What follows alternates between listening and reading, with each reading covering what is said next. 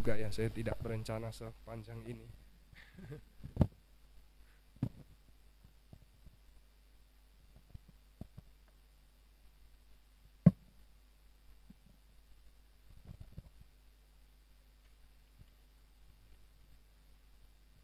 Ya, selamat malam semua. Saya tidak akan panjang, saya sharing saja sedikit tentang musik di dalam ibadah untuk memperkaya dan menguatkan pemahaman kita tentang tadi teologi ibadah yang sudah disampaikan sama Pak Farlen. Ya, saya melihat ini dengan tema utama kita yaitu ibadah, selera, lalu tradisi, dan apakah ini sesuai dengan Alkitab. Maka kita juga akan melihat musik juga dari kaitan dengan hal di situ ya. Saya sharing beberapa poin. Saya siapin 5 poin sih, tapi kalau nanti nggak keburu waktunya ya secukupnya aja ya. Yang pertama ini kita lihat porsi ya, ada porsi musik ya dalam liturgi. Saudara sadar atau tidak, banyak kan kita ya. Kalau di liturgi Geri aja paling sedikit kita ada 4 nyanyian yang ganti tiap minggu, ada 2 nyanyian yang tetap ya, doksologi dan amin amin gitu. Tapi kalau kita ada perjamuan kudus tambah lagi tuh ya, ada kebaktian khusus tambah lagi gitu. Jadi bisa cukup banyak. Beberapa gereja sudah menyanyikan doa Bapa Kami. Ada beberapa gereja yang membuat melodi doa Bapa Kami, bahkan ada yang sudah membuat melodi pengakuan iman rasuli ya. HKBP kalau nggak salah saya di bagian terakhir dinyanyikan ya, karena engkaulah yang empunya kerajaan dan kuasa dan kemuliaan, itu dinyanyikan gitu ya. Mungkin di HKBP atau GKI malah lebih banyak lagi porsi nyanyiannya gitu ya. Lagunya itu bisa ada berapa nyanyian gitu total gitu ya. Kalau sudah ada ibadah khusus bisa panjang. Nah ini mungkin kita bisa bertanya sebenarnya, kenapa kok di dalam liturgi kita itu full of nyanyian ya, full of musik gitu ya. Saudara, waktu saya ngomong musik, saudara, ini umum ya saudara ya, jangan cuma dikaitkan dengan instrumen gitu ya. Jadi kita kalau bicara musik itu kan ada 2 ya, yaitu vokal dan instrumen gitu. Kalau vokal itu maksudnya nyanyian. Kalau kita bilang nyanyi itu berarti suara manusia begitu ya, suara manusia. Nah lalu ada instrumen. Nah dua-duanya ada di dalam gereja ya. Dalam banyak gereja sekarang ini hampir semua itu semua pakai instrumen ya. Ada nggak saudara gereja yang ini nggak pakai instrumen ya, akapela sekarang ini? Masih ada nggak? Ada nggak? Kayaknya nggak ada ya itu akap. Kalau zaman Gregorian itu kan lebih banyak nyanyi ya, dia nggak pakai instrumen gitu ya. Tapi memang yang nyanyi juga orang khusus sih, jemaat kan nggak boleh nggak ikut nyanyi ya. Tapi sekarang ini semuanya pakai instrumen gitu ya, nggak hanya sekedar nyanyi akapela gitu ya. Kalau hanya instrumen aja kayaknya nggak mungkin ya, itu pasti harus ada nyanyinya. Bahkan ada gereja yang saya lihat itu sangat ragu kalau sampai nggak punya pemain musik gitu ya, karena nggak ada yang bisa main gitu, lalu akhirnya nyanyinya itu pun nggak mau sungguh-sungguh gitu ya, gitu, tergantung sama ada alat musik gitu ya, walaupun itu mungkin cuma pakai gitar yang digenjreng-genjreng ini ya. Nah itu ada hal yang bisa nanti kita pikirkan ya gitu ya, kenapa musik nyanyi dengan instrumen itu, yaitu nanti bisa pembahasan khusus lah musik dengan tapi yang saya maksud di sini adalah porsi kita di dalam ini cukup besar gitu. Nah kita mungkin bertanya kenapa kok ada pilihan bernyanyi, atau kenapa pilihannya itu musik dari sekian banyak seni gitu. Dari sekian banyak seni, kenapa itu yang dipilih adalah seni musik ya di dalam liturgi ibadah kita. Nah ini nanti kita akan lihat. Tapi salah satu hal yang bisa menjadi clue buat kita ya, kita bisa nanti bisa memikirkan lebih lanjut lagi kalau mau ini dibahas, yaitu kita kan mengenal Allah kita itu apa saudara, bukan hanya Allah yang benar, betul ya, itu God, bukan hanya God is truth gitu ya, betul ya, tapi kita juga mengenal Allah kita adalah God is beauty gitu kan. Allah itu indah gitu ya. Allah itu indah ya. Nah dari sifat Allah inilah kita bisa tahu bahwa Allah menyukai keindahan karena dirinya adalah sang keindahan itu. Dia itu adalah supreme-nya beauty gitu. Waktu Allah menciptakan alam semesta ini, dia nggak hanya ciptakan itu fungsional gitu, tapi dia menciptakan dengan beragam warna, dengan beragam keindahan gitu, sehingga manusia itu bisa menikmati gitu, ya. Nah tadi kan kita sudah ada dikutip sama Pak Farlen ya, itu short catechismus Westminster itu ya, tujuan hidup manusia adalah untuk memuliakan dia dan menikmati gitu. Ya ada unsur enjoy di dalamnya, ada unsur menikmati gitu. Nah ini kenapa Tuhan kita tuh suka dengan seni gitu ya. Dan kalau kita baca di perjanjian lama itu, saudara ngeliatin bagaimana pembentukan kemah suci ibadah itu kan juga kaitannya juga sama banyak dengan seni. Ya. Baju-baju imam gitu ya. Di dalam ruang itu ada sentuhan-sentuhan seni yang memang itu ada kaitannya juga dengan teologi.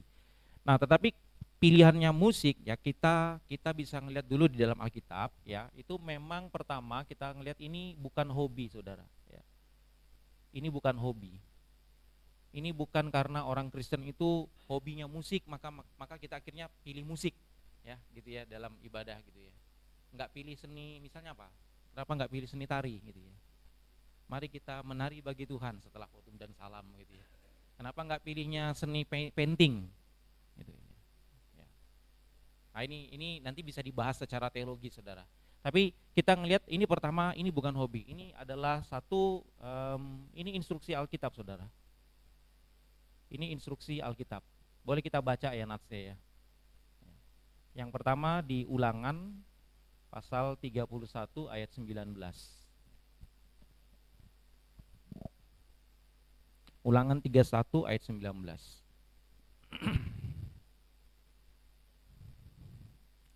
Kalau sudah kita baca sama-sama Ulangan 31 ayat 19, 1, 2, 3.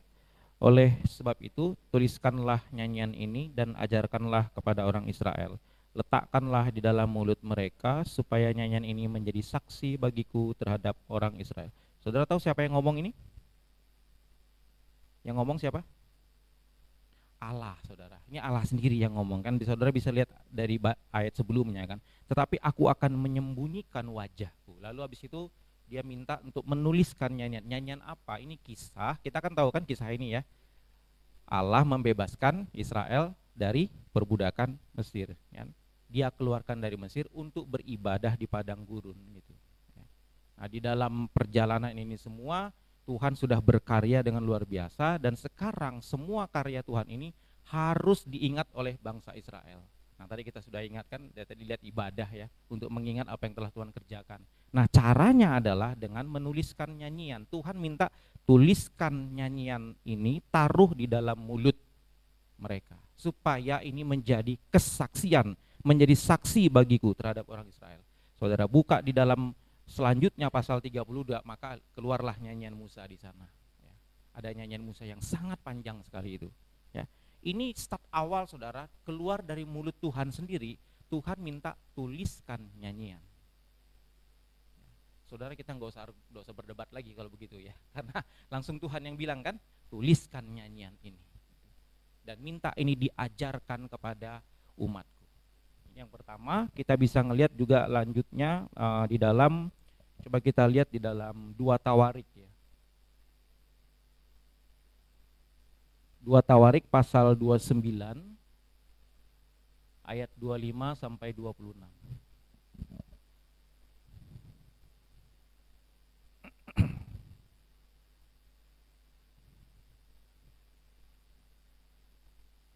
Dua Tawarik 29 ayat 25 sampai 29 ya. 2 Tawarik 29 ayat 25 ya sampai 26. 2 ayat saja saudara kita baca. Kita baca sama-sama 1 2 3. Ia menempatkan orang-orang Lewi di rumah Tuhan dengan ceracap, gambus dan kecapi sesuai dengan perintah Daud dan Gad, pelihat raja dan Nabi Natan. Karena dari Tuhanlah perintah itu dengan perantaraan nabi-nabinya. Maka berdirilah orang-orang Lewi dengan alat-alat musik Daud. Demikian pula para imam dengan nafiri. Saudara lihat apa garis bawah pentingnya? Karena dari Tuhanlah perintah itu. Ini perintahnya ke siapa saudara? Ke Daud. Saudara boleh ngelihatnya di dalam Coba dilihat di dalam 1 Tawarik. Ya. 1 Tawarik pasal yang ke-25 di ayat ke-1, Saudara. 1 Tawarik 25 ayat yang pertama. Ya, ini saya tambahin di sini ya. Ya, ini di LAI kasih judulnya menarik, Saudara. Kasih judulnya para penyanyi gitu ya. Jadi Daud mempersiapkan sebuah tim untuk di dalam ibadah. Kita baca ya ayat 1 ya. 1 2 3. Selanjutnya untuk ibadah, Daud dan para panglima menunjuk anak-anak Asaf, anak-anak Heman dan anak-anak Yedutun. Mereka bernubuat dengan diiringi kecapi, gambus dan ceracap. Daftar orang-orang yang bekerja dalam ibadah ini ialah berikut. Nah, selanjutnya itu habis itu kumpulan para penyanyi-penyanyi paduan suara. Saudara, itu ada Daud bikin 12 penyanyi ya. Jadi ada banyak kelompok. Tapi yang menarik di sini adalah kita selanjutnya untuk ibadah ya. Daud dan para panglima menunjuk ada 3 orang, Asaf, Heman dan Yedutun. Mereka ini memang para ahli-ahli musik ya di dalam kumpulan orang-orang Lewi ya, yang diminta untuk Daud untuk merancang ibadah dan membentuk sebuah tim. Nah, yang tadi kita baca di 2 Tawarik itu dikasih penjelasan. Ini perintah dari Tuhan kepada Daud. Jadi kita ngelihat mereka bermusik, mereka bernyanyi di dalam ibadah, ini instruksi langsung daripada Tuhan. Dan kita di gereja sekarang juga mengambil pola ini, walaupun kita bukan mengikuti ibadah gayanya orang Yahudi, saudara ya, gitu ya. Kalau nanti seperti itu, saudara, kita nggak punya gambus mereka, kita kan nggak ada ceracap ya. Lagi pula di dalam ibadah mereka itu tidak semua bernyanyi, saudara. Yang bernyanyi memang hanya kaum Lewi, orang-orang yang dikhususkan, yaitu jadi paduan suara, itu yang dikhususkan untuk bernyanyi. Ya. Nah, ini ada beberapa. Kemudian bisa juga kita ngelihat kenapa kita bernyanyi, bermusik itu, ini gambaran ibadah sorgawi.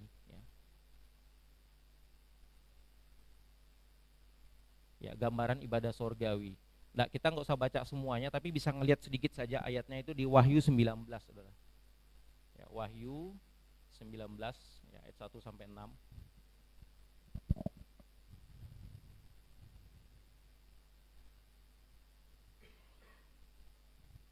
Wahyu pasal 19. Nah, ini kan gambaran settingnya ini sorga ya. Saya bacakan secara cepat saja ya, saudara ya. Kemudian daripada itu aku mendengar seperti suara yang nyaring dari himpunan besar orang banyak di sorga. Katanya, haleluya, keselamatan dan kemuliaan dan kekuasaan Allah pada Allah kita. Sebab benar dan adil segala penghakimannya, karena ialah yang telah menghakimi pelacur besar itu yang merusakkan bumi dengan pencabulannya, dan ialah yang telah membalaskan darah hamba-hambanya atas pelacur itu. Dan untuk kedua kalinya mereka berkata, haleluya, nyanyian lagi, ya asapnya naik sampai ke selama-lamanya. Dan ke-24 tua-tua dan keempat makhluk itu tersungkur dan menyembah Allah yang duduk di atas tahta itu, dan mereka berkata, amin, haleluya. Maka kedengaranlah suatu suara dari tahta itu, pujilah Allah kita, hai kamu semua hambanya, kamu yang takut akan Dia, baik kecil maupun besar. Ya, saudara bisa melihat ini gambaran dari ibadah surgawi, ada nyanyian pujian. Nah, saudara bisa bandingkan di dalam pasal yang ke-18 di Wahyu. Ya, bandingkan di dalam pasal yang ke-18, ini kontras. Ini settingnya nih gambaran neraka, saudara. Ini setting gambaran neraka, saudara boleh ngelihat di ayat yang saya baca dari ayat ke-21 ya, saudara ya, dari ayat ke-21 ya. Dan seorang malaikat yang kuat mengangkat sebuah batu besar, batu kilangan, lalu melemparkannya ke dalam laut, katanya, demikianlah Babel, kota besar itu akan dilemparkan dengan keras ke bawah dan ia tidak akan ditemukan lagi. Ini saudara. Dan suara pemain-pemain kecapi dan penyanyi-penyanyi dan peniup-peniup seruling dan sangkakala tidak akan kedengaran lagi di dalammu, dan seorang yang ahli dalam sesuatu kesenian tidak akan ditemukan lagi di dalammu, dan suara kilangan tidak akan kedengaran lagi di dalammu. Kalau kita bisa ngelihat ya, Allah kita Allah yang menyukai seni, karena Dia adalah supremnya seni, Dia supremnya keindahan gitu ya. Jadi setting neraka itu saudara tidak bisa akan menikmati nyanyian dan musik di dalamnya. Tapi gambaran ibadah kita itu dipenuhi dengan nyanyian-nyanyian, dengan seni, dengan musik. Nah, ini Alkitab sendiri yang memberi gambaran. Ya. Lalu poin saya selanjutnya, saya mau sharing. Ini mungkin yang menjadi banyak perdebatannya, isu tentang selera musik. Ini ringkas-ringkas aja saudara ya, sebenarnya setiap ini kita bisa dalamin gitu, tapi ini ringkas-ringkas aja. Ya, isu tentang selera musik, karena kan tema kita kan ada sama selera gitu ya. Apakah kita nyanyi itu hanya tradisi gitu, selera, atau kita sudah tahu ada Alkitabnya. Tapi sekarang menjadi pertanyaannya adalah bagaimana kita memasukkan musik di dalam ibadah? Apakah itu urusannya hanya karena GRI seleranya him gitu ya, HKBP seleranya him, bahkan himnya him Jerman yang kuno lagi begitu ya, yang saking susahnya dinyanyikan akhirnya di ngebenin begitu ya, supaya lebih gampang begitu ya. Nah, ini apakah urusannya berhenti di sini saudara? Dan kita juga bisa tanya, apakah selera itu selalu salah? Gitu. Apakah waktu kita pakai selera itu ndak boleh gitu pakai selera?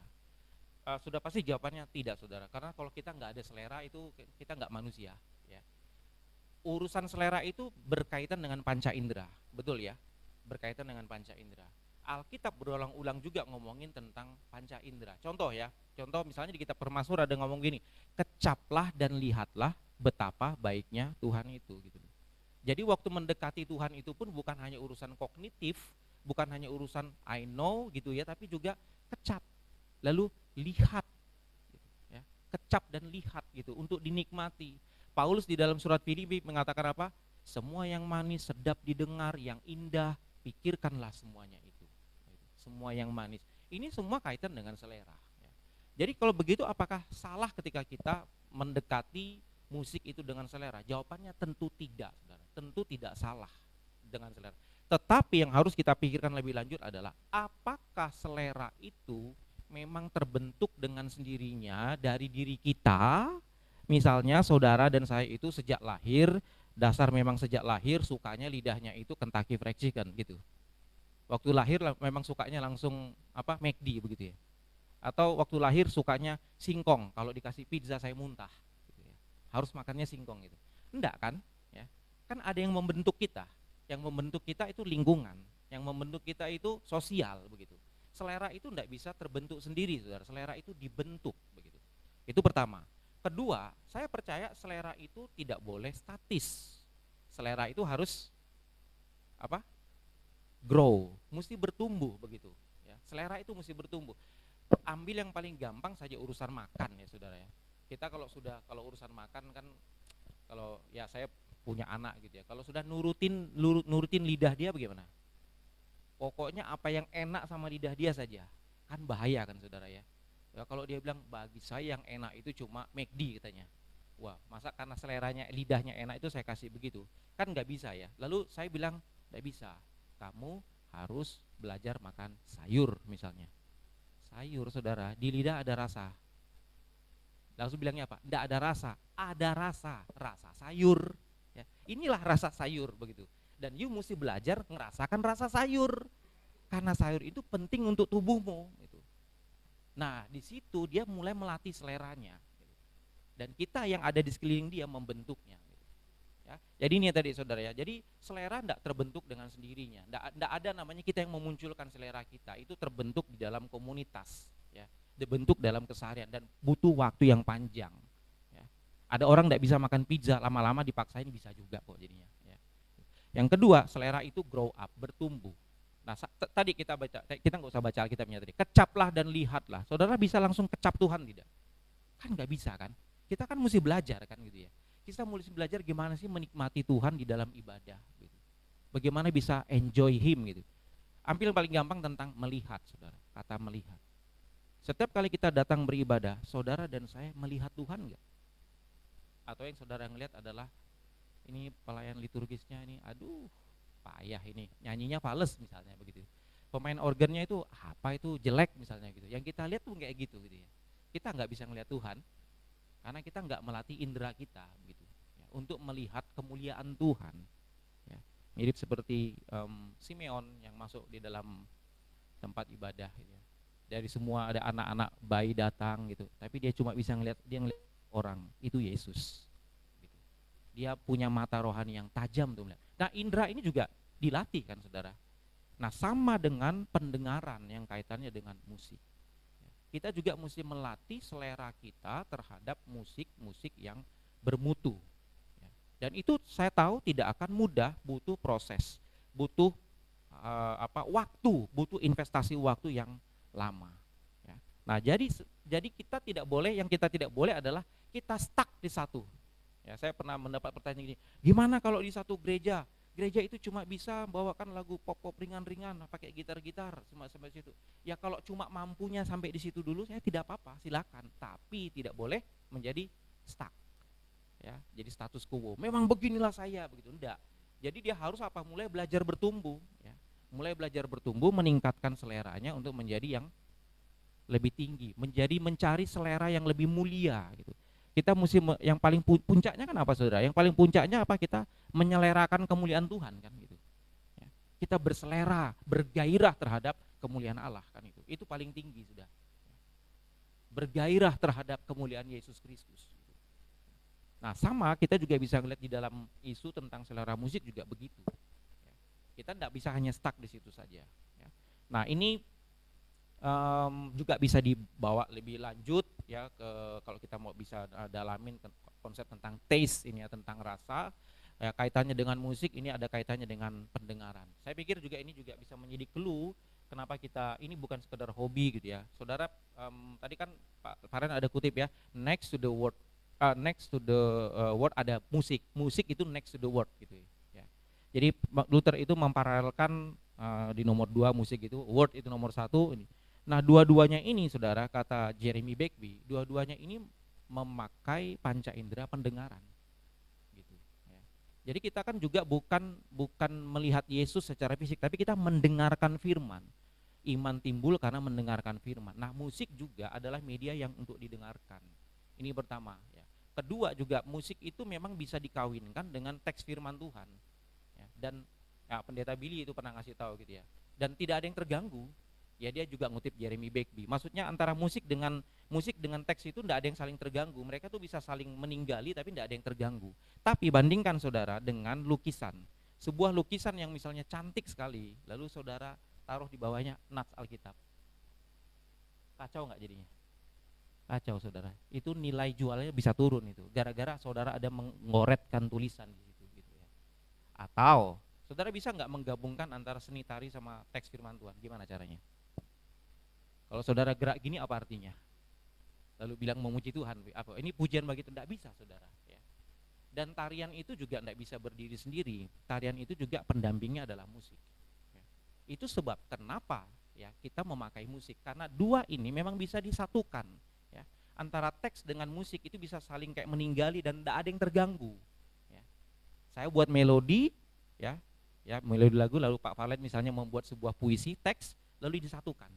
Tidak ada yang terganggu, malah yang terjadi adalah apa? Malah yang terjadi teks itu sekarang mendapat sentuhan afeksi, sentuhan emosi, gitu.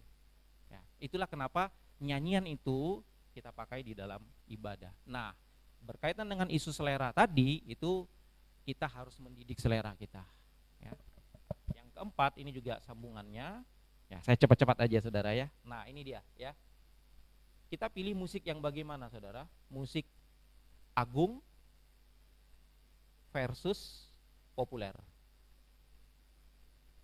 Saudara tahu apa bedanya ya ini musik populer ya? Musik populer itu dari istilah katanya gitu ya, populer ya, gitu. Populer. Ini bukan jenis musik, saudara ya. Jadi nanti bedakan yang namanya style musik dengan apa keterkenalan gitu ya, popularitas gitu, populer ya. Musik yang banyak dipakai di dalam masyarakat begitu ya. Nah, dari sinilah nanti kita akan melihat bahwa kita membedakan antara musik ibadah sama musik industri. Ya, ya kalau saya dulu pernah kuliah itu di ISI Jogja itu mereka bahkan membedakan art music dengan industrial music. Industrial music itu tidak lain tidak bukan motifnya yang penting komersil. I don't care kualitasnya, laku enggak di pasaran. Enggak peduli. Saya enggak peduli itu musiknya, wah itu strukturnya bagus atau enggak peduli. Sekarang dilempar ke pasaran bisa menghasilkan uang atau enggak gitu. Tapi art musik tidak. Nah, ini kita belum ngomong musik ibadah, saudara. Baru orang-orang seniman itu Art musik itu adalah mikirkan musik ya demi musik itu saja gitu. Ini seninya di mana gitu. Dia nggak peduli saudara ini laku di pasaran atau enggak. Mengerti maksudnya ya. Sama seperti orang membuat lukisan, dia pokoknya bikin lukisan sesuai filsafat dia, ide dia, ideologi dia gitu. Dia enggak peduli ini dijual nanti laku atau enggak. Tapi dia mau ingin tuangkan pikiran dia. Nah, kira-kira gitu ya. Jadi kalau kita mau bikin runtut ada industrial music yang kaitannya sama entertainment, lalu naik ke atas sedikit itu ada art musik. Nah, kita bagaimana saudara? Kita worship musik. Nah, celakanya orang tergesa-gesa bicara worship musik itu semua dicampur aduk. Apalagi di zaman kita sekarang ini, musik itu kan gampang sekarang saudara untuk dibikin industri. Saudara juga bisa loh bikin musik dengan cepat. Yang penting belajar satu aplikasi saja. Belajar program aja di komputer. Saudara bisa kayak bikin musik, bikin sedikit melodi, nanti dibantu sama alat musik. Ya. Udah tinggal pintar-pintar bikin teks, lalu jual lah. Ya. Spotify, mana begitu. Ya. Nah kita ini bertubrukan dengan semua hal ini gitu. Karena musik sangat bersifat keseharian ya, sehingga tidak lagi ada pisahan-pisahan, pembedaan-pembedaan. Nah itu tadi Pak Valen ada yang menyebut istilah musik yang kudus ya. Kalau kita mau bicara musik yang kudus berarti musik itu mesti berbeda. Karena arti kudus adalah beda gitu, asing ya, berbeda begitu ya. Sekarang ini semua orang bisa kayak dibilang tanda kutip ya jago musik gitu. Karena apa? Hari-hari dengerin musik. Coba periksa HP-nya, enggak ada kan? Enggak, tanpa musik. Pasti ada musik di HP-nya. Yang punya mobil ada musik di situ. Hari-hari kita dengar musik, lalu kita menganggap ini semua sama. Gitu. Nah, lebih celaka lagi di dalam gereja ada orang yang main musik industri karena dia sekadar bisa main musik. Yuk, main di gereja. Yang dia bawa adalah musik industri, musik entertain. Nah kita masih jauh mendekati kepada musik worship. Nggak usah ke musik worship, ke art musik pun kita belum sampai ke sana. Memikirkan musik dari sisi seni. Nah ini kondisi zaman kita saudara sekarang. Ya. Apakah musik seni itu tidak hiburan? Hibur, tapi dia punya tingkat kualitas yang tinggi. Ya. Penghiburannya itu beda dengan musik industri yang ini populer. Oke, saya cepat ya. Saudara kalau istilah populer ini ada hal apa di dalamnya? Kenapa disebut jadi bisa populer ya? Di sebenarnya ada kandungan filsafatnya, saudara. Filsafat apa yang terkandung di dalam populer? Sehingga dia bisa menjadi populer. Yaitu apa? Pragmatisme. John Dewey, ya itu tokohnya itu kan. Pragmatisme. Ya. Kenapa? Karena dia tidak pentingkan masalah ini mau bagaimana, yang penting berfungsi enggak gitu. Nah karena dia cepat berfungsi, cepat enak di telinga, cepatlah dia populer ya. Karena cepat enak, saudara ngerti ya pragmatis gitu ya. Ya ini samalah dengan instanisme juga ya. Ya kita juga suka kan dengan instan kan. Kalau udah terdesak kan Indomie kan gitu kan. Nah, I don't care dengan gizinya gitu ya kan. Yang penting cepat masaknya, cepat dinikmati, cepat enak di lidah. Sama dengan musik juga gitu, cepat enak di telinga gitu. Ya. Tapi setelah itu gimana saudara? Hitung berapa waktu hilang, begitu. Hitung berapa waktu hilang. Nah ini tidak sesuai dengan prinsip firman Tuhan, karena kita tidak pernah belajar sesuatu yang cepat saji. Gitu. Saudara dan saya belajar mengenal Allah pun lama kan. Ya. Saudara misalnya untuk menjadi serupa dengan Yesus, emang bisa instan? Gak bisa kan gitu ya. Ini bahaya pragmatis ini. Ini nanti orang seolah-olah jadi apa? Bisa menjadi cepat rohani gitu ya. Tiba-tiba dengan nyanyi ngangkat tangan saja, gara-gara nyanyi ngangkat tangan udah kelihatan seperti rohani. Padahal kita untuk bisa menjadi serupa dengan Yesus kita butuh proses yang panjang. Gak bisa pragmatis begitu ya. Nah sehingga musik-musik seperti ini kegawatannya adalah mengajak kita itu untuk menjadi praktis, cepat sekali untuk seperti mengerti Tuhan begitu ya. Tidak ada pergumulan-pergumulannya. Nah, bagaimana dengan musik yang agung? Saudara, kata agung itu apa, saudara? Kata agung itu kan kalau bahasa Inggrisnya great ya kan. Arti agung itu apa? Pak Tong paling sering menggunakan istilah ini, musik-musik yang agung. Gitu. Tapi apa, saudara, artinya? Gitu. Apakah musik yang agung itu sama dengan musik yang enak dan indah? Lebih tinggi, saudara. Udah pasti lebih tinggi. Karena bagi saya musik yang indah, enak, belum tentu agung. Musik agung itu great itu artinya besar. Dia besar bukan hanya ada masalah ukuran lagunya, durasinya panjang, tapi lagu itu mempunyai suatu pengaruh yang sangat besar. Lagu itu dia tidak hanya terkunci di dalam lokal-lokal tertentu atau kultur-kultur tertentu. Lagu itu bisa mempengaruhi seluruh culture. Itu namanya lagu yang agung. Kan kita juga sering dengarkan misalnya Alexander the Great. Betul ya? Orang Islam bilang Iskandar Agung. Ya gitu kan. Herodes Agung. Gitu. Kenapa dibilang agung? Karena mereka punya pengaruh yang besar. Mereka pernah membuat sebuah karya atau melakukan sesuatu yang besar sekali, yang mempengaruhi, tidak hanya mempengaruhi tempat mereka, tapi juga mempengaruhi tempat yang lain. Nah, musik-musik yang agung itu seperti itu. Nah, inilah yang kita sebut, yang John Calvin pernah sebut, bahwa musik di dalam ibadah itu tidak boleh remeh. Tidak boleh remeh. Musik dalam ibadah itu harus berbobot, agung. Saudara tahu di dalam bahasa Yunani kata ini apa? Kemuliaan, bahasa Ibrani juga ya, kemuliaan ini kan Ibraninya itu adalah ini kan apa, kavod ya saudara ya. Bahasa Yunaninya itu adalah kalau saya ingat doxa ya, ini kavod. Dua-duanya ini saudara arti literalnya adalah bobot, nilai, berharga. Maka kalau lagu-lagu yang agung dan mulia itu dia mengandung bobot, mengandung nilai, mengandung keberhargaan. Mengapa? Karena ini kan adalah miliknya Tuhan. Kemuliaan itu miliknya Tuhan gitu. Maka lagu-lagu kita juga itu harus merefleksikan kemuliaannya Tuhan. Ingat tadi di ibadah kita itu tidak inisiatif, kita itu respon. Kalau kita respon, maka kita respon bernyanyi, bukan hanya nyanyi dengan baik, dengan sungguh-sungguh maksudnya. Ya saudara tidak harus jadi jago vokal untuk nyanyi di dalam ibadah. Tapi kalau saudara ikut paduan suara harus saudara ya. Nanti isu yang lain gitu ya, isu yang lain tentang congregational singing sama choir gitu ya. Tapi kalau kita mau nyanyi yang sungguh-sungguh, tadi Pak Farhan bilang keluarkan suara dong ya. Ya saya pernah ibadah saya nyanyi, setelah ibadah saya ada orang di sebelah saya gitu, saya tanya gitu ya, Bapak kenapa enggak nyanyi gitu ya. Jawabannya saudara adalah karena saya enggak hobi nyanyi. Ini kan gawat ya saudara ya, di dalam karena enggak hobi nyanyi jadi dia enggak mau nyanyi di dalam ibadah. Jadi di gereja itu adalah kumpulan para orang-orang yang hobi bernyanyi gitu ya. Bukan saudara, ini respon. Dan Allah minta kita beresponnya itu dengan bernyanyi. Maka waktu kita berespon bernyanyi ada dua hal. Satu penyanyinya, dua nyanyiannya. Sekali lagi ya, respon kita ada dua hal. Satu penyanyinya, dua nyanyiannya. Penyanyinya siapa? Penyanyinya harus orang yang sudah ditebus. Betul tidak kan? Kan kita berespon karena anugerah Tuhan gitu. Kita dipanggil, diselamatkan, kan? Tuliskan nyanyian ini kepada Musa. Maka nyanyilah mereka. Sekarang nyanyiannya bagaimana? Maka nyanyiannya ini harus mengikuti prinsip daripada ibadah kita. Kalau di luar dari prinsip ibadah kita, ya tidak nyambung saudara. Nah prinsip ibadah kita itu apa tadi? Ibadah kita bukan ibadah yang remeh. Tadi Pak Palen sudah panjang lebar kasih tahu liturgi kita itu semua isinya cerita Injil. Dan Injil itu sifatnya apa saudara? Mulia dan agung.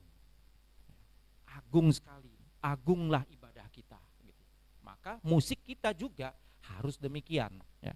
Saudara boleh bandingkan, coba baca di ini saudara di dalam Ibrani. Ibrani 12 ayat 28. Ya, ini terakhir sharing saya saudara. Nanti ada satu lagi tapi nanti singkat saja ya. Ibrani pasal 12 ayat 28. Ya, kita baca lagi sama-sama saudara. 1, 2, 3. Jadi karena kita menerima kerajaan yang tidak tergoncangkan, marilah kita mengucap syukur dan beribadah kepada Allah menurut cara yang berkenan kepadanya, dengan hormat dan takut. Ada orang bilang, tidak ada cara beribadah. Ada loh, Tuhan memang ngajarin kok cara beribadah itu ada dua. Apa? Yaitu dengan hormat dan takut. Agak aneh sih bahasa ininya saudara, bahasa Indonesianya. Bahasa Inggrisnya bagus saudara. Ini agak terbalik ya. Reverence and awe. Bahasa Yunani juga itu kok menunjukkan dua ini. Reverence itu ini apa? Hormat ya saudara ya. Suatu yang menggambarkan bahwa Allah kita itu adalah Allah yang kudus. Tapi kalau awe itu apa saudara? Awesome. Itu awe itu apa? Menunjukkan kita harus gimana? Awe bahasa Inggris. Kagum, saudara. Kagum. Nah, saudara lihat, nyambung enggak tadi dengan short catechism? Kita harus memuliakan dia, kita harus menikmati. Jadi sekarang musik kita harus bagaimana? Ya harus dua ini gitu. Harus dua ini. Musik kita itu harus musik yang menggambarkan kekudusan Tuhan, kemuliaan Tuhan, keagungan, tapi musik kita juga adalah musik yang beautiful. Ya. Musik yang indah. Nah, kalau udah bicara seperti ini memang nanti harus ada ahli musik ya. Ahli musik. Mungkin saudara akan bertanya, kenapa GRI, GKE, HKBP pakai hymn? Kenapa nggak pakai jenis musik yang lain? Saya harus klarifikasi. Hymn itu bukan jenis musik, saudara. Ya. Hymn itu bukan jenis musik. Hymn itu sebenarnya lebih merujuk kepada teksnya, yaitu puisi. Humnos itu puisi yang artinya pujian. Ya. Jadi hymn itu adalah bait-bait puisi lalu dipasangkan ke dalam melodi lagu. Nah, sementara kalau kita yang pakai buku nyanyian, maybe buku ND, Kidung Jemaat, ya kita ada KRI, saudara bisa ngelihat pencipta lagunya, pencipta melodi, saudara ya. Biasanya hymn itu kan selalu ada dua ya. Ya, ada juga yang satu dia ciptakan semuanya. Ada yang menciptakan teksnya, ada yang menciptakan tune-nya, melodinya, tune-nya. Dan biasa tune-nya ini juga dipakai dengan banyak teks yang lain. Gitu. Ya, ada satu tune tapi dia pakai ada berapa teks begitu ya. Tune-nya. Nah, saudara bisa perhatikan tune-nya. Tune-nya ini yang ciptakan siapa, khususnya di tahun berapa. Nah, di situ baru kita tahu jenis musiknya apa. Ya. Misalnya Fanny Crosby itu bukan pencipta melodi, saudara. Dia pencipta hymn. Makanya dia disebut sebagai hymn maker, ahlinya hymn itu. Ribuan hymn dia ada buat itu. Nah, biasanya dia mengajak kawan dia yang untuk membuat melodi lagunya. Gitu. Ya, ada beberapa musikus. Nah, itu dia di tahun berapa di abad ke-19. Jadi sudah masuk ke dalam musik-musik periode romantik. Nah, jadi kalau kita mau ngecek jenis musiknya, dia dipengaruhi dengan musik jenis romantik. Tapi kalau saudara nyanyi lagu Kepala yang Berdarah, wah itu lama banget, abadnya udah abad 16 gitu. Sehingga lagu kayak di Kidung Jemaat, KRI, buku ND itu bukan hanya satu jenis musik. Itu banyak banget jenis musiknya. Dari Renaissance ada, baroknya ada, klasiknya ada, romantiknya ada, bahkan kalau di KRI modern. Ya, ada orang pernah nanya sama saya, GRI nggak suka musik kontemporer ya? Siapa bilang? Lalu mana contoh musiknya? Saya kasih tunjuk lagunya Pak Stephen Tong. Nah ini kontemporer. Loh, kalau itu kontemporer, ya Pak Tong masih ada kok, dia orang di zaman kita. Nah, kekeliruan orang bilang istilah musik jenis kontemporer itu selalu kaitkannya ke musik populer. Nah, tadi Pak Valen udah kasih tunjuk Meekness and Majesty. Saudara pikir itu musik apa? Itu kontemporer, saudara. Kontemporer. Graham Kendrick itu masih ada orangnya dan masih aktif produksi lagu gitu. Dan dia membuat modern hymn gitu ya. Dengan melodi ya menurut dia gitu, menurut zamannya dia gitu. Saudara bisa coba dengarkan lagunya Pak Stephen Tong ya. Kan kita nggak bisa menyamakan dia dengan mirip barok, miripnya itu udah mirip campur, saudara gitu ya. Dari seluruh pengetahuan musik dia, ya sudah, ya gayanya siapa? Gaya Stephen Tong. Loh, kok ada istilah seperti itu? Ada, saudara. Di dalam musik ya, satu periode saja. Misalnya ya, periode barok. Kalau kita belajar musik gini ya, waktu kita mendekatin satu karya, kita akan cek ini karya periode barok. Lalu kita akan cari tahu, oh gaya barok tuh begini secara umumnya, begini. Lalu kita ngeliat lagi dari gaya barok ini masuk barok awal, barok tinggi atau barok akhir. Karena kalau barok awal masih ada pengaruh Renaissance-nya. Kalau barok tinggi ini kental banget gitu. Nah, sudah misalnya oh dia barok tinggi. Lalu kita lihat lagi siapa yang tulis? J.S. Bach. J.S. Bach pun punya stylenya sendiri yang bisa dibedakan dengan George Frederick Handel yang sama-sama di periode barok. Saudara bisa lihat enggak? Jadi sebenarnya jenis musik kita itu di dalam hymn itu kaya banget. Cuma penekanan kita hymn itu bukan di musiknya sebenarnya. Penekanannya di apa? Betul, firman Tuhannya ya, itu sebab zaman sekarang yang suka dengan pragmatis instan nggak suka nyanyi hymn karena hymn berbait-bait ya, bukan? Tadi kan Pak Valen kasih tahu kan itu Charles Wesley hymn Inggris itu, saudara, belasan bait, saudara ya. Saya ada punya yang bahasa Inggris itu ya, itu ya ampun ini panjang. Jadi Kidung Jemaat ada ya yang sampai berapa bait ya itu ya, banyak ya itu. Saya berani jamin saudara, di GKI pun satu kali nyanyi nggak dinyanyikan semua itu, ya. Udah gatal pantat jemaat ini ya, ini ngulang-ngulang ini nyanyi teks ini banyak. Tapi orang dulu saudara, enggak ada tuh merasa begitu. Mereka menikmati firman di dalamnya nyanyian. Begitu. Jadi mereka menikmati firman di dalam nyanyian. Nah itulah him saudara. Kita memilih lagu yang agung. Lagu yang apa lagu yang agung itu? Lagu yang tidak hanya terkunci di satu kultur, tidak hanya terkunci di lokal tertentu, dan yang paling penting saudara, dia tidak punah oleh waktu. Saudara, ketakutan seorang seniman itu saudara kalau bikin karya. Ya. Ini dia bikin karya seni berapa lama bertahan? Ya. Bisa tahun berapa lama gitu ya? 1 tahun, 2 tahun, 3 tahun, 4 tahun, 5 tahun. Nah, kenapa kita pilih yang agung? Kita mau merefleksikan ibadah kita, bahwa ibadah kita adalah ibadah yang agung, ibadah yang indah. Boleh saya pakai parafrasekan gitu ya? Ibadah kita tuh ibadah yang agung, ya, yang membawa kita sikap hormat, gentar, tapi pada saat yang sama kita menikmati Tuhan, kita mengagumi Dia. Itu sebab kenapa kita mencari juga musik yang indah, ya, karena ada enjoy. Saudara mungkin juga pernah lihat ya kalau di GRI di pusat itu Pak Tong kadang-kadang apa ada suruh pemain instrumen, ya, yang kalau main instrumen kan berarti nggak ada teks kan, ya kan main biola gitu ya. Ada pernah orang tanya kepada saya, loh kalau yang penting itu nyanyinya teks, kenapa tuh Stephen Tong bikin musik instrumen? Kan gak ada gunanya. Kan harusnya memang nyanyian firman Tuhan supaya membangun jemaat. Gimana tuh pakai main solo, mau pamer-pamer ya? Ya saya jawabnya simpel saudara, saya jawabnya adalah God is beauty. Allah itu indah. Dan saya percaya Pak Tong ingin mengajarin tentang konsep beauty kepada jemaat. Bahwa musik yang agung itu merefleksikan, memantulkan keindahan dari Tuhan. Allah kita Allah yang beauty. Kita kan tidak hanya belajar Allah yang benar saudara ya.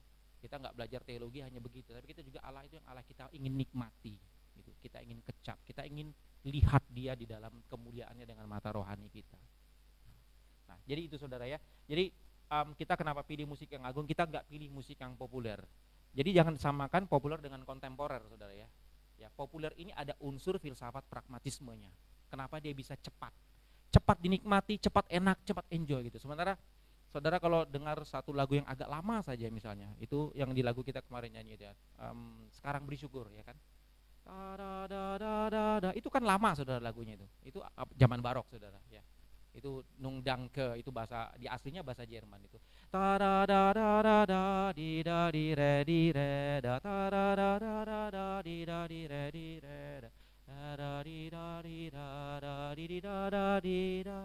dan seterusnya. Saudara pasti tahu lagu itu ya.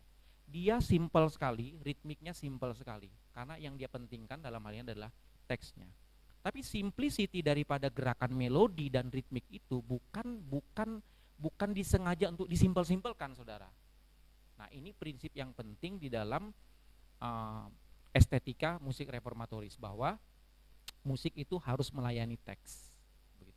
Musik itu, saya ambil contoh saja gampang ya, karena kita bicara ini ya. Luther itu suka ngambil lagu-lagu dari zaman dia, lagu-lagu tradisional di zamannya. Maksudnya lagunya saudara gitu ya. Lagu-lagu yang sudah mungkin orang udah nggak terlalu perhatikan dia ambil, lalu dia bikinkan teks rohaninya. Tetapi saudara perhatikan ya, dia alter beberapa melodi. Ya. Beberapa melodi, beberapa ritmik yang terlalu tidak bisa menggambarkan teksnya itu dia agak sedikit rubah. Gitu. Misalnya ada terlalu banyak sinkop, dia mulai rapikan sedikit gitu. Terlalu banyak sinkop. Tahu sinkop ya saudara ya.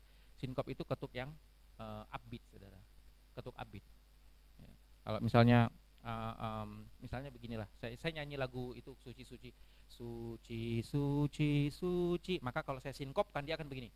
Suci suci suci Allah Maha Kuasa. Saudara lihat ya. Itu sinkop itu membuat kita jadi ingin gerak.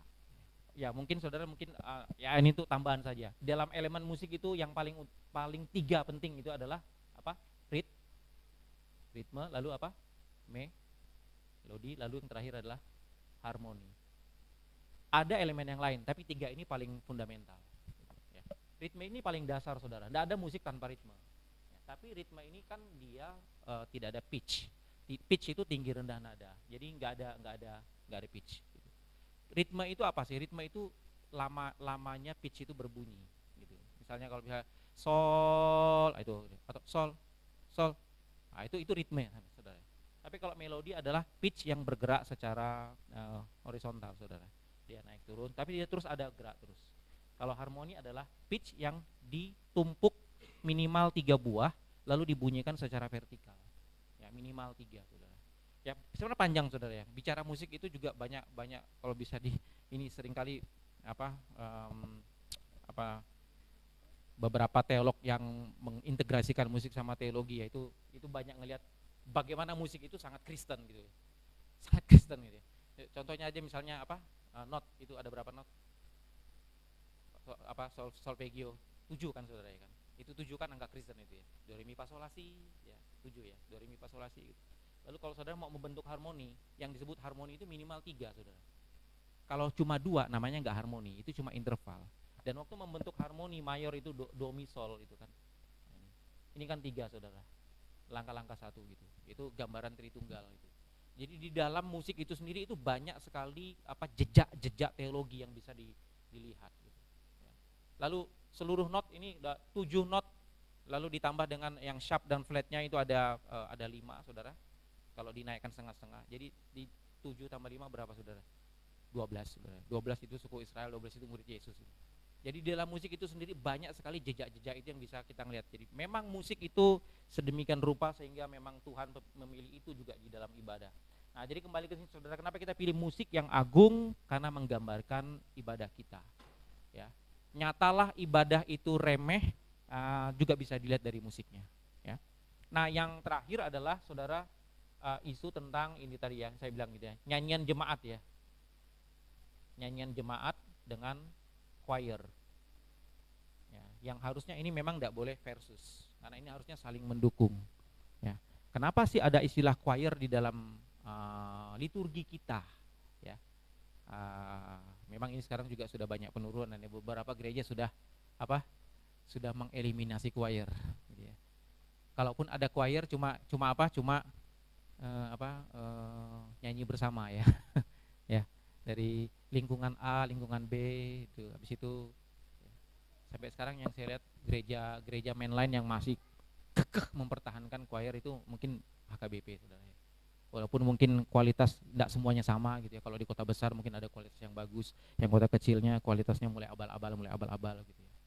Nah, kita di GRI juga sekarang terus galakkan itu kan. Pak Tong sendiri kan sangat gencar ya dengan ini choir ya.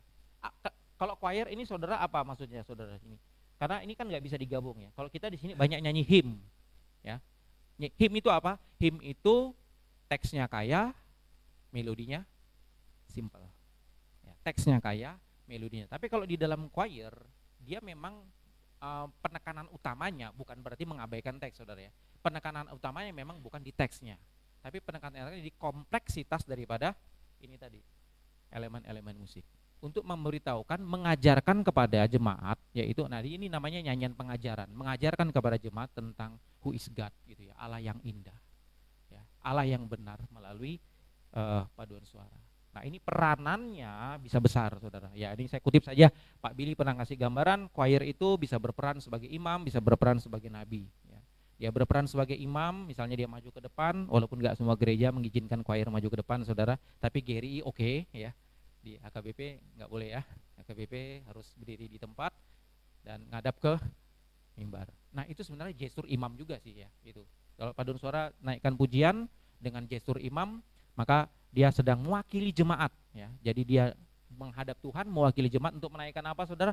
Menaikkan pujian, doa gitu ya. Nah, kita tadi kan sudah dikasih tahu ya. Calvin itu melihat nyanyian itu bukan hanya pujian tapi juga doa. Tapi kalau dia gesturnya dia kepada jemaat, maka ini Pak Billy kasih tahu, nyanyian ini menjalankan gestur nabi sebagai apa? Memberitakan firman, mengajarkan firman. Ini Lutheran banget, saudara ya. Luther itu sangat kuat sekali dengan hal seperti itu ya. Untuk mengajarkan firman ya. Teksnya itu lebih penekanannya untuk nyanyian pengajaran, untuk pemberitaan. Jadi dia bukan vertikal tapi lebih kepada horizontal. Nah, tapi intinya semuanya akhirnya adalah apa, saudara? Seluruh ibadah kita dengan musik-musik seperti ini, semuanya itu pusatnya hanyalah firman Tuhan. Bukan hanya pusatnya firman Tuhan, seluruhnya disaturasi oleh firman Tuhan. Start dari votum sampai dengan blessing, semuanya adalah tentang firman Tuhan. Nyanyian yang baik adalah nyanyian yang mengandung firman Tuhan, yang isinya adalah firman Tuhan. Bahkan John Calvin saking ketatnya tidak mengizinkan untuk menyanyikan hymn. Yang boleh dinyanyikan hanyalah Mazmur. Makanya legasinya adalah terkenal itu kan, Mazmur Geneva, yang beberapa gereja-gereja Calvin lama itu masih pakai, saudara. Mazmur Geneva. Kita ada nyanyi, saudara, doksologi. Itu Mazmur Geneva. Ya, tapi sudah dimetrikkan, saudara ya, sudah dimetrik. Maksudnya di metrik itu sudah dibentuk hitungan 1 2 3 4-nya. Kalau dulu kan zaman Renaissance itu enggak ada, saudara. Enggak kayak kita di sini, partitur kita itu kan tahu ya ada bar-bar begini ya. Nah, kalau Renaissance itu tidak ada, saudara.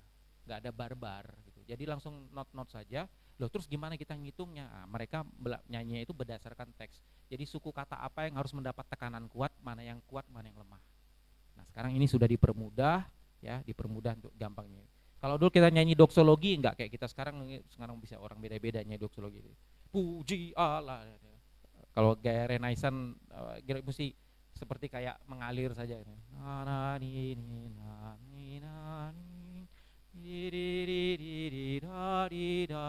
Karena zaman itu kan ini apa? Jemaat tidak bernyanyi gitu. Yang nyanyi adalah choir. Kaum profesional yang nyanyi gitu. Nah, Luther itu salah satu tokoh yang mereformasi nyanyian jemaat. Sehingga akhirnya dia minta jemaat harus bernyanyi. Dari Luther lah. Sebenarnya sebelum Luther sudah mulai, tetapi Luther lah paling banyak membangkitkan nyanyian jemaat. Tapi dengan membangkitkan nyanyian jemaat, Luther tidak mengeliminasi choir, saudara. Dia tetap choir itu harus nyanyi ya, untuk memperkenalkan karya-karya yang agung. Ya. Nah, kira-kira begitu, saudara. Mungkin saya cukupkan dulu sampai di sini. Lebih enak lagi kalau nanti ada. Ya, silakan saya serahkan ke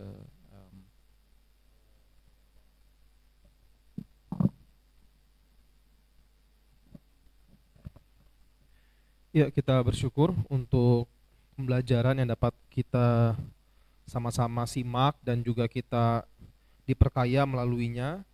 Dan waktu sudah menunjukkan 7.42 ya, jadi kita melebihi dari jam yang ada. Namun nanti kita coba untuk bisa ada tanya jawab, paling tidak sekitar 10-15 menit begitu ya. Dan saya mengajak kita untuk meresponi apa yang sudah kita pelajari, kita dapatkan dengan ucapan syukur. Kita akan menaikkan pujian sambil kita memberikan persembahan.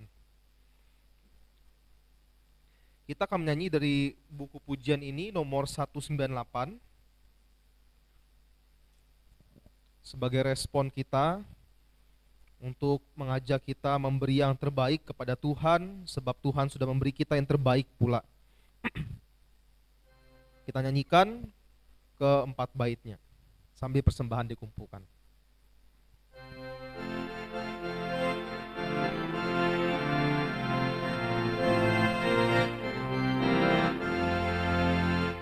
Sudahkah yang terbaik ku berikan kepada Yesus Tuhanku, besar pengorbanannya di Kalvari, yang terbaik dariku.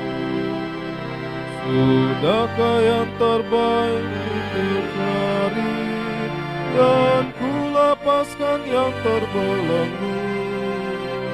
Sudahkah yang terbaik ku berikan kepada Yesus Tuhanku.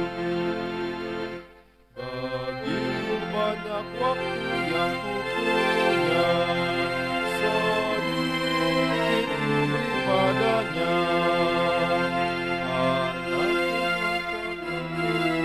Yesus, mungkinkah hancur pula hatinya? Berapa yang terhilang telah ku cari, dan ku lepaskan yang terbelenggu. Sudahkah yang terbaik ku berikan kepada Yesus Tuhanku. Telah ku perhatikan sesama, atau ku biarkan binasa. Ku patut menghantarnya pada Kristus, sebar. Berapa yang terhilang telah ku cari, dan ku lepaskan yang terbelenggu. Sudahkah yang terbaik ku berikan kepada Yesus Tuhanku? Bait yang keempat. Tak lagi ku tinggal di dalam dosa, ku ingin memberitakannya tentang kasih juru selamat yang kekal pada dunia yang sedang binasa. Berapa yang terhilang telah ku cari, dan ku lepaskan yang terbelenggu. Sudahkah yang terbaik ku berikan kepada Yesus Tuhanku? Kita berdoa untuk persembahan kita. Kami bersyukur untuk firman yang Kau berikan kepada kami, pengertian-pengertian bagaimana kami harus beribadah. Dan ibadah bukan sekedar hanya aktivitas mingguan yang kami lakukan, melainkan menjadi satu kesadaran bahwa kami adalah milik Tuhan yang sudah dibebaskan, ditebus oleh Tuhan semata-mata karena kasih karunia saja. Dan kami bersyukur Tuhan yang menebus kami, Tuhan juga yang mengajar kami, memberi kami firman dengan limpahnya. Dan wujud syukur kami nyatakan dengan memberikan persembahan, kiranya persembahan